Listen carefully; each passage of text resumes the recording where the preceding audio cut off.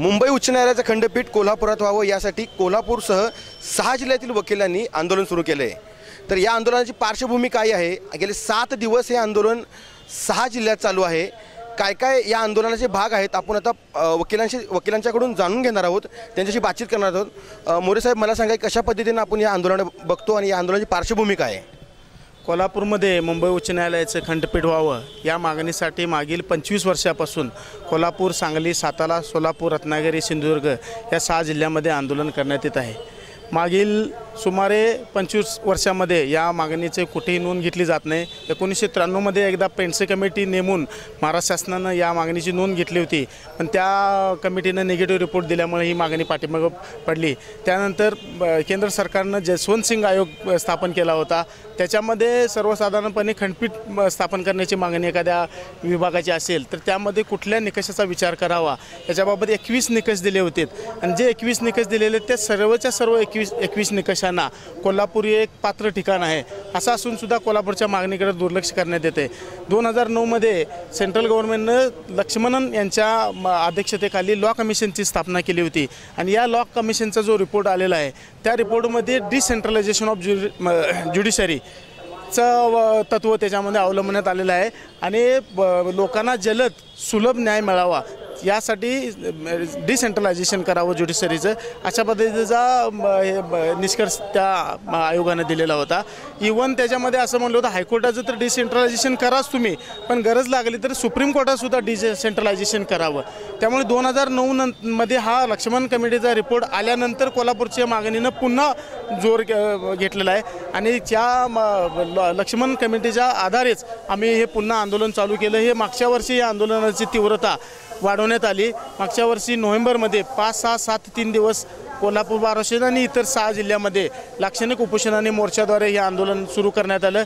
त्याची नोंद हायकोर्टानं घेणं भाग पडलं आणि फेब्रुवारीमध्ये त्रिसदस्यीय कमिटीची स्थापन करण्यात आली होती आणि त्या समितीसमोर या 6 जिल्ह्यातल्या पदाधिकाऱ्यांनी प्रेझेंटेशन केलं होतं। दुर्दैवानं त्या कमिटीचा रिपोर्ट आजपर्यंत आला नाही आणि वारंवार आम्ही विचारणा करूनसुद्धा त्रिसमिती सदस्याचा रिपोर्ट येत नाही, म्हणून मग आम्ही हे आर आणि पारची लढाई करण्यासाठी आता हे आंदोलन बेमुदत आंदोलन चालू केलं आहे।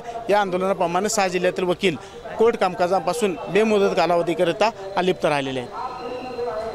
चिटणीस, कोणत्या गोष्टींसाठी खंडपीठाची मागणी आहे, कोणत्या गोष्टींसाठी आपण आता हे कामकाजावरती बहिष्कार टाकलेला आहे? जस्टिस टू द डोर नावाचा एक नवीन कन्सेप्ट उदयास आला आणि हा कन्सेप्ट उदयास येण्याचं कारण एवढंच की हा कन्सेप्ट उदयास येण्याचं कारण एवढंच की वाढती लोकसंख्या, वाढते प्रलंबित न्यायालयीन खटले याचा विचार करिता जास्तीत जास्त कमीत कमी वेळेत जास्तीत जास्त न्यायाचं योगदान व्हावं हा उद्देश यामागचा होता। यासाठी आमच्या तालुक्यामध्ये सुद्धा अतिरिक्त जिल्हा न्यायाधीशांच्या पोस्ट दिल्या गेल्या, मोबाईल सर्व्हिसेस दिल्या गेल्या, पण हे करत असताना त्याचवेळी आमच्या या 5 जिल्ह्यांसाठी आम्ही जेवढी खंडपीठ इथं मागतोय या मागणीकडे मात्र हायकोर्टचं सातत्यानं दुर्लक्ष राहिले। आम्ही काय मागतोय तर हायकोर्टमध्ये जी पेंडन्सी आहे ती पेंडन्सी कमी करण्यासाठी, त्यांच्यावरचा भार कमी करण्यासाठी इकडे एक खंडपीठ द्या, जेणेकरून मुंबईला सुद्धा काम व्यवस्थित होईल। सध्याची परिस्थिती अशी आहे की वकील कोर्टापर्यंत पोहोचू शकत नाहीत, एवढी पेंडन्सी तिथं आहे। मॅटर्स एका वेळी अनेक ठिकाणी पुकारले जातात, वकिलांना ते अटेंड करता येत नाहीत, पक्षकारांना एवढ्या दूरवर जाऊन एवढा पैसा खर्च करून न्याय घेणं परवडत नाही आणि अशामुळं केवळ न्याय घेणं परवडत नसल्यामुळे न्यायापासून पक्षकार वंचित राहावा हा आपल्या न्यायव्यवस्थेचा मूळ गाभा नाही आहे।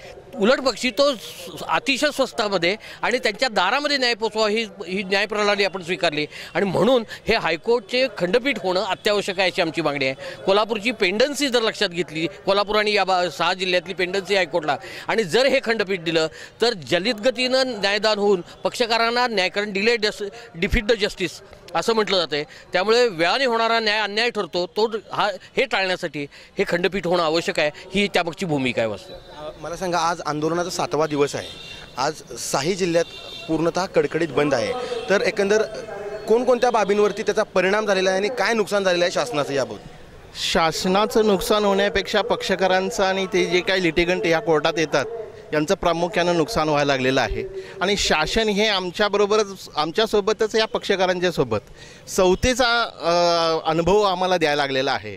आज पूर्ण ज्युडिशरी मशिनरी फेल झालेली आहे। वकील कामकाज करत नाही आहेत, कारण त्यांची रास्त मागणी आहे. अन्यायाविरुद्ध त्याचा लढा देण्याचं हा त्यांचं कर्तव्यच आहे.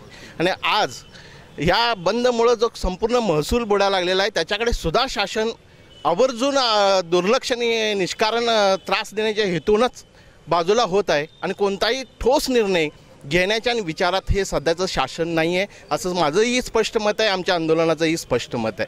आज 7वा दिवस आहे. 7 दिवस या पक्षकारांचं काय होतं आहे किंवा पक्षकारांची काय व्यथा आहे हे विचारून घेण्यासाठी सुद्धा कुठलाही शासकीय अधिकारी आजपर्यंत या आंदोलनाला भेटही दिलेली नाही आणि तो काही त्याचा विचारही करत नाही, असं माझं म्हणणं आहे. त्यामुळे हे आंदोलन आमचं जोपर्यंत आमची ठोस मागणी आहे या पक्षकारांच्या हितासाठी, या कोल्हापूरच्या आणि या 5-6 जिल्ह्यांच्या हितासाठी, ती जोपर्यंत पूर्ण होत नाही, शासन जोपर्यंत याबाबत ठोस निर्णय घेत नाही, तो पण हे आंदोलन चालू राहणार. आणि या पक्षकारांचा सुद्धा आम्हाला स्वतः सगळ्यांचा पाठिंबा संपूर्ण असोसिएशनने आम्हाला दिलेला आहे. त्याच्या बळावर मी आज सांगू शकतो की आमचं आंदोलन यशस्वी होणार. राणेसाहेब, उद्या मुख्यमंत्री कोल्हापुरात आहेत, तर काय एकंदर त्यांना आपण काय उद्याच्या आंदोलनाची दिशा आहे तुमची? नाही, आंदोलनाची दिशा म्हणण्यापेक्षा एक 25 वर्षापासूनची मागणी आहे आपल्या आता सेक्रेटरीने आपल्याला विस्तृतपणे सांगितलेलं आहे.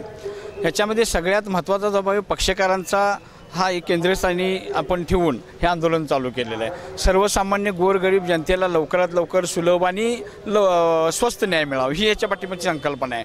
न्यायाचं विकेंद्रीकरण झालं पाहिजे ही गोष्ट खरीच आहे. एकाच ठिकाणी न्याय यंत्रणा ठेवून तुम्ही सगळ्यांना न्याय देऊ शकत नाही. आता चिटणीस साहेबांनी सांगितल्याप्रमाणे जर तुम्ही हायकोर्टमध्ये गेला तर डिसमिस फॉर म्हणजे वकील हजर नाहीत म्हणून बरीच कामं डिसमिस होतात आणि नंतर कधीतरी पक्षकारांना कळते की आपलं काम डिसमिस झालं आहे. आजची परिस्थिती बघितली तर आम्ही आंदोलन चालू करण्यापूर्वी सरकारला अचानक काय आपण आजच आंदोलन चालू करतो अशातला भाग नाही.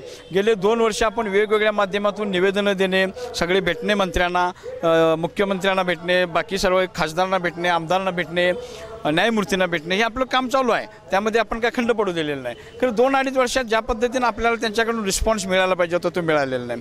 गेल्या वर्षी आपण 3 दिवसाचा प्रयोग करून बघितला बंद ठेवून, त्यामध्ये सुद्धा कुठेतरी त्यांच्याकडून असं वाटलं की सरकारकडून काहीतरी सकारात्मक भूमिका आपल्याकडे येईल, तीही काढलेली नाही. आणि शेवटी मग आम्ही असं ठरवलं की आपल्याला कुठंच न्याय मिळत नसेल तर आपण आता या पक्षकारांसाठी करत असलो तर आम्ही न्याय संस्थेची एक संबंधित असणारी आमची संघटना वकील आहे म्हणून आम्ही त्यांचं नेतृत्व करतो. आम्ही आता आंदोलन करून आज 7वा दिवस झाला. आश्चर्याची बाब म्हणजे पक्षकाराची अजून एकाही तक्रार आमच्याकडे आलेली नाही की साहेब आमचं काम कुठंतरी तुमच्यामुळे अडलं आहे. उलट ते म्हणतात अजून काम आमचं 2-2 महिने अडलं तरी साहेब चालेल, तर हे तुमचं आंदोलन चालवा. आणि जशी सकारात्मक पक्षकारांची भूमिका आहे त्या भूमिकेतून काल 2 दिवसामध्ये अचानक ह्या आंदोलनाला असं वेगळं वळण लागलं की पक्षकार लोकांनी आर्थिक मदत आम्ही न मागता चालू केलेलं आहे. कालच्यानं तरी अक्षरशः स्टेजवर व्यासपीठावरून पक्षकार लोक पैसे 50 रुपयेपासून 1000 रुपयेपर्यंत देणग्या चालू केलेलं ही त्या पक्षकारांच्या पाठीमागची प्रामाणिक भावना बघा. रक्कम किती हे महत्त्वाचं नाही. ह्या आंदोलना पाठीमागं आम्ही चालू केलेलं आंदोलन आमचा प्रामाणिक हेतू किती आहे हा त्याच्यामध्ये त्यांना जाणवलेला आहे. त्यामुळं आज कोल्हापूरमध्ये पानपट्टी असोसिएशनवालेपासून ते अगदी प्राध्यापक संघटनेपर्यंत असू देत किंवा सर्व राजकीय संघटना असू देत, राजकीय पक्ष असू दे, अराजकीय संघटना असू दे, सर्वांनी आपल्याला येऊन इथे जाहीर पाठिंबा केलेला आहे. आता उद्या मुख्यमंत्री साहेब येणार आहेत. मुख्यमंत्री साहेबांना हा काय विषय नवीन नाही का मुख्यमंत्री साहेब कराडचेच आहेत. कराडसुद्धा त्या आपण 6 जिल्ह्याची मागणी करतो त्यामध्ये गेल्या अनेक वर्षे सांगली, सातारा, कराडचे वकील त्यांना वैयक्तिक लोक त्यांना भेटतात, आम्हीही भेटतो. मुख्यमंत्र्यांना ह्याबद्दल नवीन अशी आयडिया देण्यासारखी आपण काय गोष्ट आता शिल्लक नाही आहे. त्यामुळे जरी उद्या मुख्यमंत्री आले आणि जरी त्यांनी म्हटलं तरी त्या परवासुद्धा त्यांनी असं म्हटलं की बाबा तुम्हाला आम्ही आता सर्किट बेंच दिलं तर काय हरकत आहे. तर आमची सर्किट बेंचला सुद्धा आमची तयारी आहे. सर्किट बेंचसुद्धा चांगली कल्पना आहे. कारण सर्किट बेंच हे मुख्यमंत्री आणि मुख्य न्यायाधीश ह्या दोघांनी जर मनात आणलं तर स्थापन होऊ शकतं. आणि मुख्यमंत्र्यांना भौगोलिक परिस्थिती, 6 जिल्ह्याची आर्थिक परिस्थिती, 6 जिल्ह्यातली पक्षकारांची परिस्थिती सगळी कल्पना पण दिलेली आहे. आज आपण कोल्हापुरात राहतो. कोल्हापूरमध्ये तुम्हाला चांगलं पाणी आहे असं तुम्हाला वाटतं. कोल्हापूरचे लोक श्रीमंत असे लोकांचा गैरसमज आहे. तुम्ही इथून पुढे 50 किलोमीटर जायचं. आज मिरज सोडली तर अजूनसुद्धा तिथं पाण्याचा एकसुद्धा थेंब नाही. त्या साध्या पक्षकाराला मॅजिस्ट्रेट कोर्टात म्हणजे दिवाणी न्यायालय कनिष्ठ असते तालुक्याच्या ठिकाणी त्या न्यायालयामध्ये जाण्यासारखी सुद्धा परिस्थिती नाही. वकिलांच्या फीचा प्रश्न वेगळा आहे.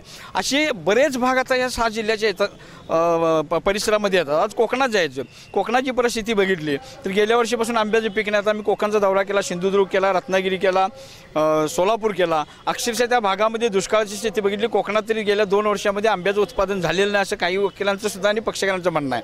आणि खरोखर अशा परिस्थितीमध्ये जर कोल्हापूरला आम्हाला 2-2.5 तासात जाऊन जर न्याय मिळवणं तर शक्य असेल आणि माझ्या निवडीचा मी जो पूर्वीपासून निवडलेला आहे वकील तो वकील घेऊन जर मी मुंबईच्या हायकोर्टच्या कोल्हापूरच्या बेंचमध्ये गेलो तर मला सुलभ न्याय मिळेल अशी पक्षकारांची भावना झालेली आहे. म्हणून प्रचंड प्रमाणात आपल्याला सर्व स्तरातून या वाढता पाठिंबा मिळतोय आणि त्या पाठिंब्याच्या जोरावरच आमचं सुद्धा मनोधैर्य वाढायला लागलेलं आहे. निश्चितपणे 7 दिवस हे आम्हाला काहीच नाही त्यांना वाटत असेल सरकारला, असा अनेक दिवस बसायची आमची तयारी आहे, पक्षकारांची तयारी आहे आणि सर्व संघटनांची तयारी. एक आहे त्यामध्ये गोष्ट सनदशीर मार्गाने आपण चाललेलो आहे, शांततेच्या मार्गाने चाललेलो आहे, लोकशाहीने जो अधिकार दिले त्या मार्गाने चाललेला आहे. आज दुर्दैवाची गोष्ट, सकाळी मला एक जयसिंगपूरच्या वकिलांचा अध्यक्षांचा फोन आला की जयसिंगपूरच्या काहीतरी पोलीस स्टेशनचे कोणतरी पोलीस अधिकारी असतील किंवा कॉन्स्टेबल असतील, अध्यक्षांना 149 खाली नोटीस लागू करायला गेलेले वकिलांना. मी त्या फोन आल्यानंतर विचारलं त्याने, साहेब आम्हाला 149 नोटीस लागू करायला आलेले आहेत, पोलीस काय करू? तर म्हटलं तुम्ही कुठं भांडण केलं आहे का नाही, तुम्ही कुणाला धमकी दिली आहे काय नाही, तुम्ही दंगा करतो म्हणून कुठं असं अफवा आहे का नाही. पोलिसांना असं वाटलं की वकिलांच्याकडनं काय तिथं घडणार नाही. मग त्या जे पोलीस अधिकारी कोण घेऊन आल्यात नोटीस त्यांना विचारा तुमच्या 149 मध्ये काय ते कारण घाला, आमच्याकडनं असा काय शांतता भंग होणार आहे किंवा आमच्या विरुद्ध कुणाची तक्रार आहे, पक्षकारांची आहे का जनतेची आहे कुणाची. मग आम्ही 149 नोटीस घेतो. आज उद्या मुख्यमंत्री इथं येतील, गृहराज्यमंत्री आपल्याच आता गावातले म्हटलं तर चालतील, त्यांना सुद्धा आम्ही याबाबत विचारतो ना, साहेब जर एवढं शांततेच्या मार्गाने जर आंदोलन चाललेलं असेल, कुठलाही संघर्ष आम्ही आता तुम्ही बघितला मंडपामध्ये वकील शांततेने बसून आमचा पुढचा मार्ग आपण साखळी उपोषण सुद्धा चालू केलेलं कलेक्टर ऑफिसकडं. गेल्या 7 दिवसामध्ये कुठलाही अनुचित प्रकार घडलेला नसताना सुद्धा तुम्ही जर 149 खाली नोटिसा देता, मग ह्याच्या पाठीमागं कुणाचा हात आहे का? आपण गृहमंत्र्याला विचारू पाहतो या पोलिसांच्यावर कोणाचा दबाव आहे का? ह्या तर आंदोलन दडपण्यासाठी कोण अप्रत्यक्षरित्या प्रयत्न करतात का? ह्याची सुद्धा आपण गृहमंत्री साहेबांना आपण विनंती करून त्यांच्याकडे मागणी करू आणि आंदोलन असं चालू ठेवू. उद्या आपण जे विचारलं मुख्यमंत्री आले ते आज आम्ही पेपरला वाचलं की आम्हाला काहीतरी भेटीला येणार आहेत म्हणून सांगितलं. निश्चितपणे ते आमच्या भेटीला आले तर आम्ही त्यांचं स्वागत करतो. ते या राज्याचे मुख्यमंत्री आहेत आणि त्यांना निश्चितपणे या प्रश्नाची जाण आहे. आले चर्चेला तर आम्ही चर्चा करू, तर चर्चा नुसती होऊन चालणार नाही, आश्वासन सुद्धा देऊन चालणार नाही. जोपर्यंत त्यांच्याकडून खंडपीठासाठी सर्किट बेंचबाबत आर्थिक तरतुदीसह प्रस्ताव मुख्य न्यायाधीशांच्याकडे सादर होत नाही तोपर्यंत आमचे शांततेच्या मार्गाने आंदोलन चालू राहणार आहे. तर हे होते राणेसाहेब ज्यांनी आपल्याला माहिती दिलेली आहे की एकंदर कशा पद्धतीनं हे आंदोलन आगामी काळात सुरू राहणार आहे.